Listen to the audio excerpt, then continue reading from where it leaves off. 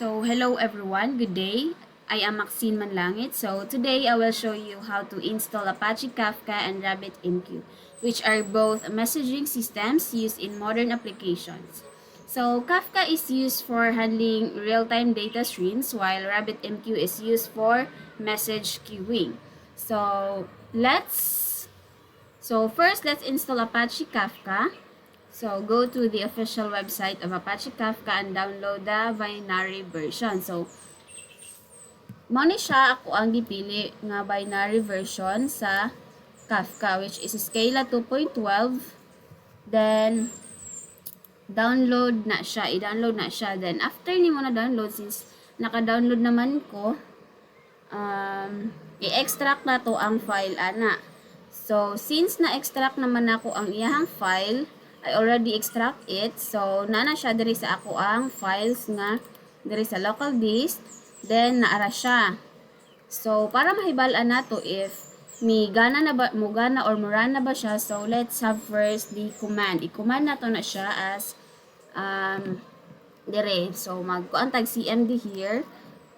First is ato ang unahon ang zookeeper if muran ba iyahang zookeeper. So, let's have first zookeeper server start bot space backslash then config zookeeper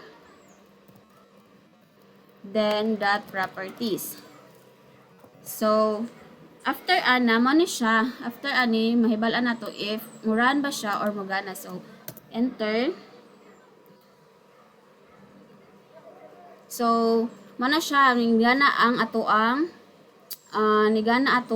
zookeeper. So, after that, magbuhat na putag another cmd, mag-command na putag another cmd. So, kuan para mag-navigate sa ato ang Kafka folder. So, next is another prompt. Kafka .server /server start bot space and config server properties.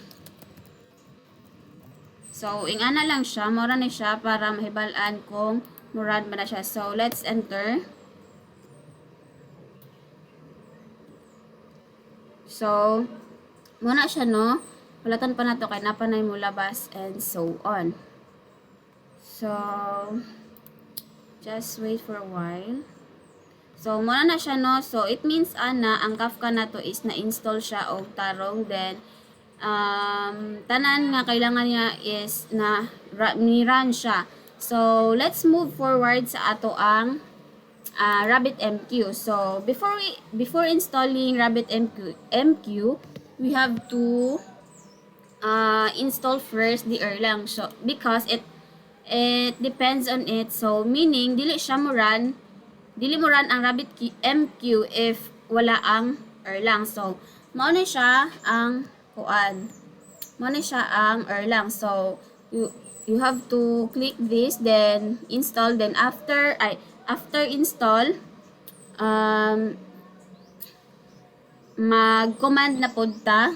Then, since naka-install naman ko RabbitMQ and Erlang, diri na pod ta. So, diri na pod ta sa ato ang this PC, then kung asa na to siya gibutang. So, diri.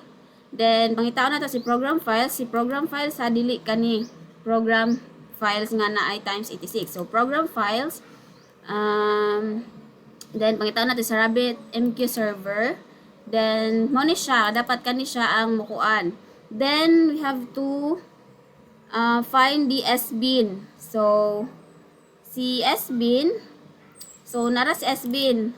Click na to na siya. Then, parehas gyapon kaganina sa atong Kafka, mag-cmd gyapon ta diraa. So, after cmd, ato ang i-enable ang RabbitMQ management para mahibalaan na to if mugana ba siya or dili. So, RabbitMQ slash plugins, dash plugins. Then, i-enable na to ang RabbitMQ management. So, management para sa one. So, if enter na to na siya, makukuha na siya, this will enable the web dashboard. So, mo na siya. Ibali mo na siya ang ako ang device. So, enabling plugins on Node. So, next is, so, makita na nato na siya no, ngayong ana na. So, para mahibala na to, if makuha na po siya, is na, if na-start or na-restart pa na to siya. So, ito sang i-check dari as ato ang kuan. Kuan sa nato ang iyahang RabbitMQ if na-restart pa na. So, let's stop RabbitMQ. So, the RabbitMQ service is stopping. So, ato siyang i-start balik. Para, kung if muran ba siya or dili. Net start RabbitMQ. So, starting na siya, no? So, para mahibala dyan na to siya nga nirana gyud dito sa atong browser. Then, i-type na to ang HTTP kani siya localhost tama ba? So, HTTP. So, kana siya. I-enter ako na siya largo. Kaya since naka-open naman siya. So, na siya username daan. Then, password. Then, login. So, muna siya ang way sa pag-install sa RabbitMQ. So, muna siya ang RabbitMQ installation. So, nara o RabbitMQ. Then, need yun siya Erlang. So, muna siya. I am the guest. Cluster. Muna siya ang RabbitMQ. So, pwede na nimo siya i-log out. So, inaturo siya ka-easy mag-install of RabbitMQ and Apache Kafka. So, and that's it. You have successfully installed Apache Kafka and RabbitMQ. So, these tools are very useful for handling messages and building scalable systems. So, that's all for today's video. Thank you for watching.